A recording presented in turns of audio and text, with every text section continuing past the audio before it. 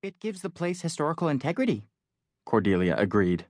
She was 3 years older than Brendan, about to turn 16, although she sounded like she was in her 30s.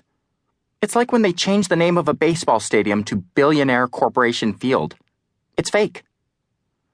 Fine, Mrs. Walker sighed. It's your house, I just live here.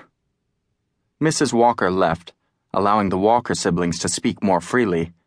Just looking at the pictures brought them back to the fantastic adventures they had been on in Kristoff House. The certifiably crazy, never talk about them because you'll be put away adventures.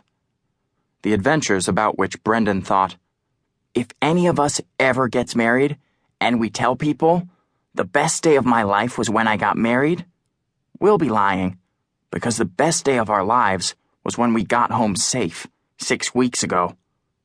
It really does make sense to keep the Kristoffs up, Cordelia said. They're the ones responsible for this whole situation. What situation? The situation where we're rich? Eleanor asked. It felt weird to say, but it was true. At the end of the Walkers' certifiable adventures, when Eleanor had made the wish in the magical book, or cursed book, really, to banish the Wind Witch, she'd also wished for her family to be rich. The Walker parents had ended up with $10 million in their savings account as a settlement for Dr. Walker. Now the family was living very comfortably because of it. There's that, Cordelia said. And there's the situation where we live in mortal fear because the Wind Witch could come back. She looked at Denver Kristoff's picture. Or the Storm King. Brendan shuddered.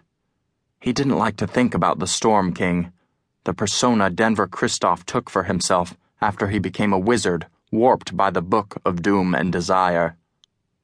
The book, the same book that had given the Walkers their newfound wealth, was blank.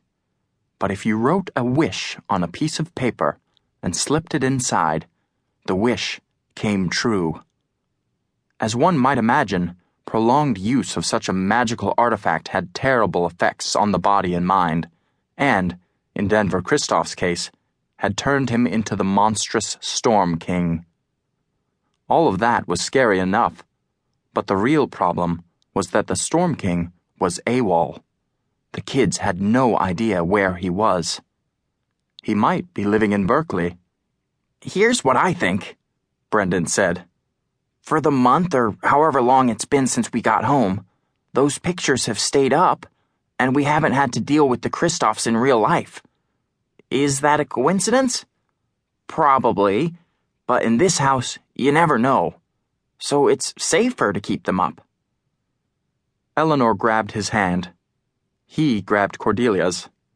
For a brief moment, they all made a silent wish that it was really over. Now Brendan rushed past the pictures down the spiral stairs to the kitchen. The room had been nice when the Walkers bought Kristoff House, but after the $10 million cash infusion, Mrs. Walker had gone a little nuts, picking up a fancy French stove that cost more than a Lexus. Here, Mrs. Walker said as Brendan took a seat between his sisters at the marble countertop. His mother handed him a plate of warmish blueberry pancakes. He looked left and right. Cordelia was leafing through a copy of Teen Vogue. Eleanor was playing a game on her mom's iPhone. Look who decided to wake up, Cordelia said. Yeah, what were you doing up there? Eleanor asked. Brendan tucked into his pancakes. They were good, but they had been just as good back in their old apartment. Waiting for an important package, Brendan said, with his mouth full. Ew! Could you chew and talk separately? Eleanor said. Why? Who's watching me? Brendan washed down the pancakes with almond milk. We're not in the dining hall, are we? Is one of your new friends who owns every single American Girl doll going to see me? It's not like that, Eleanor said. You're just supposed to have manners, and you don't. You never cared before, Brendan said. Families that are rich are supposed to be nice.